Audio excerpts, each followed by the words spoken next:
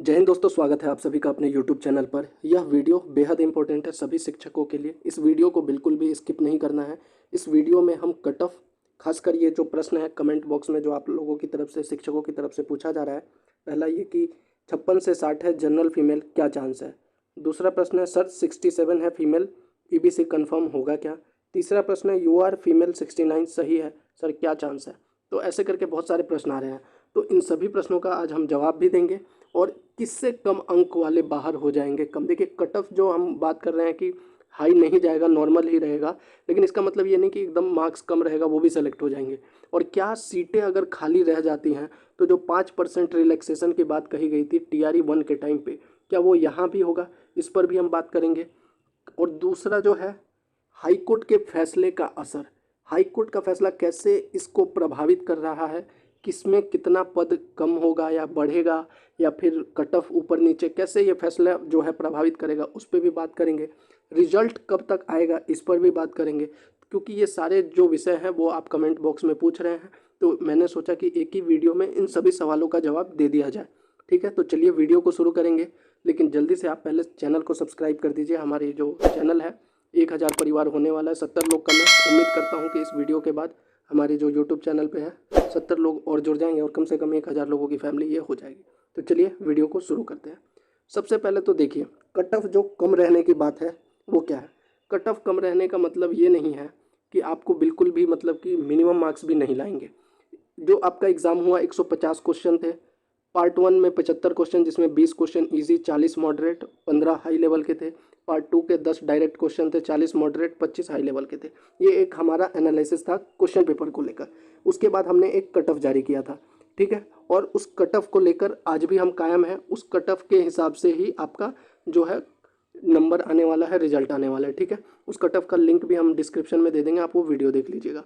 अब लेकिन cut off उसमें हमने बताया कि इतना रहेगा, लेकिन आपको जो है इसमें कुछ चीज़ों को ध्यान रखना है। कट ऑफ तो उतना रहेगा, लेकिन फिर भी आपको ये जो क्राइटेरिया है न्यूनतम अर्धांक वाला, इसको पूरा करना है। तो इसमें सवाल ये है कि क्या अगर मान लीजिए ये पूरा नहीं होता है और सीटें खाली रह जाती है, तो टीआरई 1 में जो है 5% का रिलैक्सेशन का बात कहा गया था कि अगर सीट खाली रह जाता है तो 70% सीट फुल करने के लिए जो है न्यूनतम अर्धांक में भी 5% का छूट दिया जाएगा। ये खबर थी टीआरई 1 के समय किया गया था। क्या ये इसमें लागू होगा? तो देखिए अभी इस पर आप बिल्कुल भी विचार मत कीजिए। क्यों? क्योंकि अभी तक ऑफिशियली ये बिल्कुल भी नहीं है कि कम किया जाएगा या नहीं। अगर सीट खाली रह जाता है तो आपको मिनिमम जो है ये मार्क्स लेना ही होगा।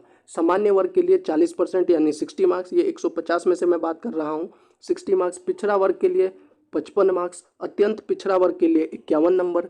अनुसूचित जाति, जनजाति, महिला एवं दिव्यांग 48 नंबर। मतलब इतना तो आपका होना चाहिए। अगर इससे कम है तो आप, अभी तक जो यही है कि आप बाहर हो जाएंगे। अगर इससे भी आपका कम नंबर बन रहा है तो आप बाहर हो जाएंगे।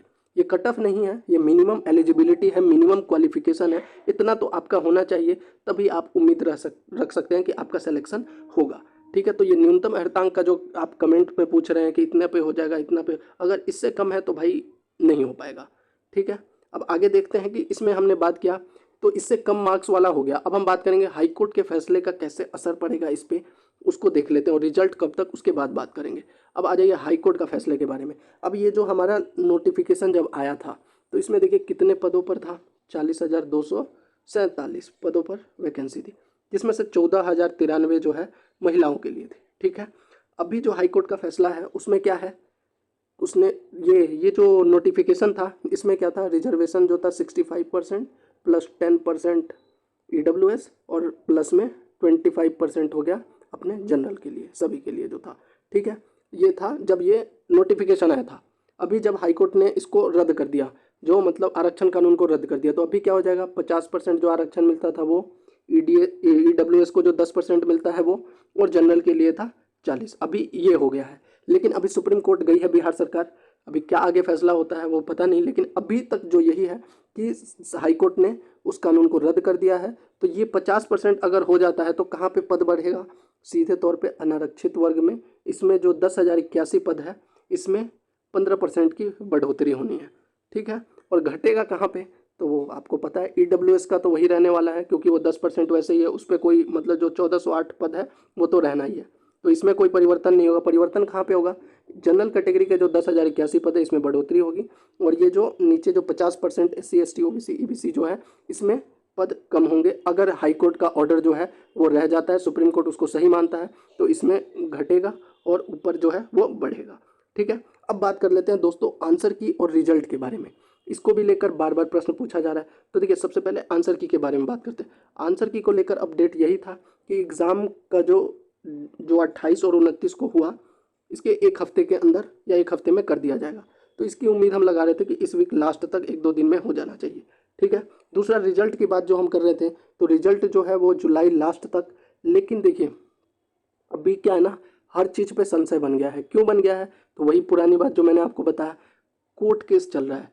जब भी कोई भी केस कोर्ट में जाता है ना, तो रिजल्ट हो या उसका जो भी ये भर्ती प्रक्रिया है वो प्रभावित जरूर होती है। तो रिजल्ट में देरी होने की संभावना इसलिए है क्योंकि सुप्रीम कोर्ट में अभी बिहार सरकार गई है। जब तक इस पे फैसला नहीं आ जाता, रिजल्ट बनाना बेहद मुश्किल है। क्योंकि अगर रिजल्ट बना देते हैं तो किस हिसाब से रिजल्ट बना है, हाई कोर्ट के फैसले से या बिहार कानून जो था पुराने फैसले से, तो इन सब चीज़ों को देखना पड़ता है। इसीलिए रिजल्ट में देरी होने की संभावना है। लेकिन जुलाई लास्ट तक बोल रहे हैं तो मुश्किल है, हमें तो मुश्किल दिख रहा है। क्योंकि अभी तक जो है, जब तक कोर्ट केस नहीं खत्म होगा ये नहीं होने वाला है। दूसरा क्या है, BPSC के पास देखिए अभी TRE 3 का जो है उसको एग्ज़ाम कंडक्ट करवाना है। ठीक है, और वो भी ये री एग्ज़ाम है। पहले एक बार ऑलरेडी इसका पेपर लीक हो चुका है, तो BPSC पे अपना दबाव है कि इसको अच्छे से पूरा करे। तो BPSC का सारा फोकस TRE 3 के एग्ज़ाम पे अभी ज़्यादा है। ठीक है, तो और दूसरा जो है शिक्षा विभाग के ऊपर जो सक्षमता परीक्षा को लेके है, सक्षमता परीक्षा लिया गया उनको राज्यकर्मी, तो बहुत सारा काम मतलब चल रहा है आपका जो शिक्षा विभाग या BPSC को लेकर। बहुत सारी चीज़ें एक साथ प्रक्रिया में है। हालांकि सरकार कोशिश कर रही है जल्दी से जल्दी कराने का। हमने आपको पहले भी बनाया था कि सरकार तो चाह रही है जल्दी से ये पूरा हो जाए। क्यों? क्योंकि भाई अगले साल आपको सभी को पता है विधानसभा का चुनाव होने वाला है। तो सरकार को अपना काम तो दिखाना पड़ेगा कि भाई हमने जो बात कहा था उसको पूरा किया। सरकार कोशिश कर रही है जल्दी से पूरी करे, क्योंकि अभी इसको TRE 4 का नोटिफिकेशन, उसका एग्ज़ाम भी करवाना है। तो बहुत सारी चीज़ें हैं जो आगे होने वाली है। लेकिन सारा मामला जो है वो कहाँ पे फंस रहा है? तो सुप्रीम कोर्ट में जो कोर्ट केस अभी हुआ है आरक्षण को लेकर, यहाँ पे फंस रहा है। तो ये थी पूरी जानकारी।